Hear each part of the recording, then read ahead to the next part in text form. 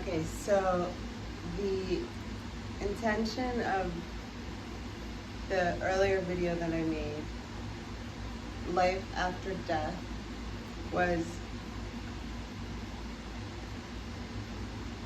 to talk about this life after any sort of death or tragedy or traumatic situation. The faster we can get to life in the present moment as we wish to experience it, which is sometimes an interesting byproduct of going through hard stuff. You kind of have like a second, or me, I felt like I had a second opportunity, actually a couple opportunities, to reevaluate what life even means to me. What does it mean to live a life with what is available for me? I don't want to get too off track. I'm a little off track because I forgot to turn off Do Not Disturb again. Not that I usually get this many phone calls as well. I have a call at 6, but to finish the story, when I was 13 months old, my, I guess mom and dad, I guess I was with the nanny, whatever, came in and brought my sister home. I was so in love with dogs, and I pointed, this is like one of the stories that's not, very few stories in our family, there's not like a deviation. There's so many like either exaggerations or just straight up lies. But I pointed and I said, dog. My father always said I had amazing foresight. Yeah.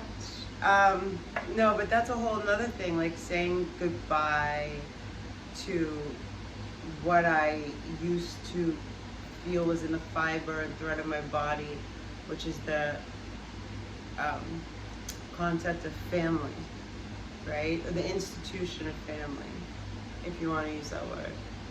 And then also this freedom to design my own life, which I had glimpses of it, but there was always other things. And I was talking to my friend, she was like, but that's choice, it's choice. It's like, yeah, sometimes it's choice, and I take responsibility for everything, but choosing to trust somebody that by definition and like that you were raised to think love you is not really, you don't think you're rolling the dice, you know what I mean? But it is still nonetheless a choice. And she had a great mantra, something, I know nothing, you know? And that's exactly it. But this learning that my life is individual from everyone and anything that's ever happened to me or will ever happen to me. Let's say my life experience. And at this point right now, I feel like everyone in a way, because things are changing so fast, and when things are changing and evolving so fast is when it's important for creativity and new ideas to be out there. And like, for example, I've had like the Yoga Alliance I was telling you about, telling you guys about, like it's kind of a racket. It's a governing body of yoga, which sort of is not only counterintuitive, it's not even, it's like counter-traditional or something. I have to eat, I'm hungry, but I have all this stuff. But the point is, I'm like thinking about making the Yoga non-alliance. No dues, no da-da-da-da-da, you know, volunteers to like, because for certain things like but I would completely redo the requirements for the RYT 200. If that's supposed to be to let people teach, it's absolutely not functional. It's not functional. That's not the word I'm looking for. It is not properly designed. It's just got too much reading, and then you're sending teachers out there with like rote memory of stuff that they can't apply to human bodies. Very rarely was I like, anyway, I digress. Big ideas. This is the time for big ideas, is what I'm saying. And whatever's happened, whether it's in the last 2 years, like I mentioned in an earlier video, losing my business.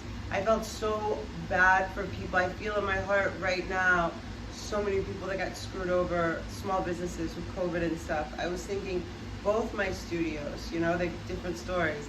I gave up, I'd say I gave one studio for my mom, I gave up Just Breathe to move to California, and then I gave up Agni basically for my dad. So they each had a studio. They each had a stroke, and I gave up a studio for each one. But nothing that's real ever dies. There's those memories and the energies that was created there, and the things that happen in present moment with other people in present moment live in the thread of me, So life after death, like there were so many things I felt, and I'm not saying you have to have a crazy family and have lost basically for all intents and purposes both your mother and your father. My mom's just, the last time I spoke to her after we went through so much, she actually snapped at me and said, well, when was the last time you made an effort with your sister? I felt like my heart broke, and I was getting punched in the stomach. I was like, what? It was crazy, because she knew everything. This was after Christmas of 2020, when we went and apologized for everything, blah, blah. So, I think that what the information I'm trying to share or explain, whether you have a massive support system or no one at all, happiness is only ever going to be found within you. Life, let's define life. I think for me, life has to be as, I have to figure out how I want to word that. Hold that thought. I'm going to table that idea. But having a life worth living on your terms, going back to AA, they would say, there's a saying around there, find a sponsor that has what you want. And it's like, no. Find a sponsor that has what they want. Somebody that's found everything that they want for themselves. That's not going to be all the things that you want. Someone who's been successful at manifesting everything they want. I realized a lot lately, my home is like a mix between the two safest periods of my life. Miami, right before my mom's stroke, and then when I was settled for a bit at Agni before my dad's stroke. Even the artwork from Miami and just the way I did things, I can tell that's me, but it's just we have chapters and experiences, but I think the most important experience is the one that teaches you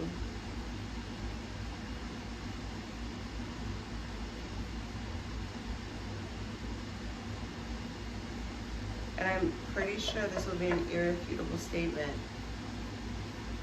Living life going through his human experience as a spiritual being, whatever you want to say, is unacceptable under other people's terms.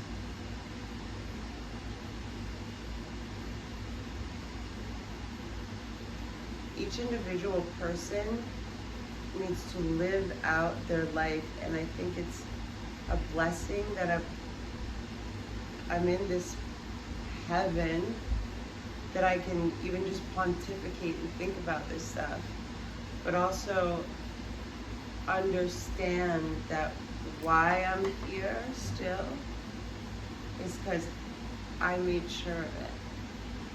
At one point, a therapist said to me, I was staying on a friend's couch, and she's like, what is it? What, like, do you not want to be alone? I was like, that's all I want is to be alone. What are you talking about? And she's like, Ashley's in charge of Ashley. And I was like, hold up.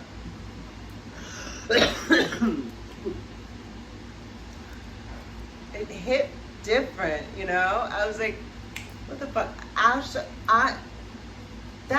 I'm in charge of me. I got this, you know?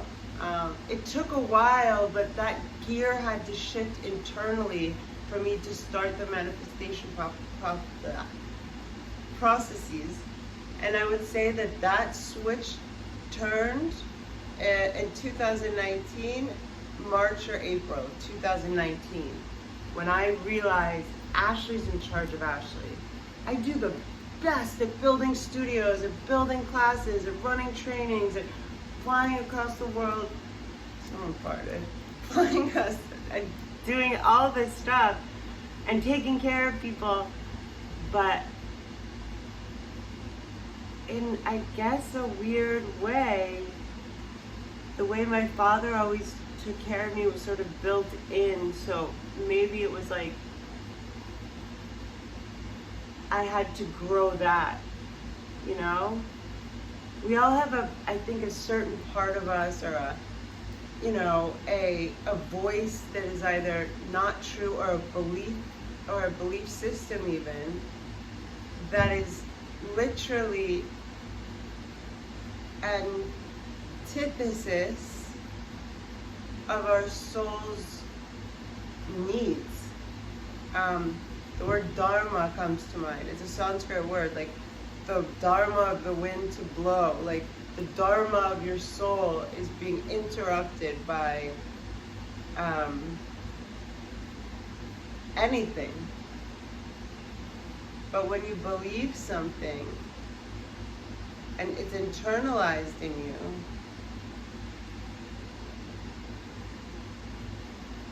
lacking the mental flexibility to let things, other ideas, bump into your belief system, it's very tricky for people. I gotta wrap this up. Good talk. One of my favorite things that my dad would say all the time is, Ashley, don't take anything too seriously. Remember, this is life. None of us get out alive. Stupid.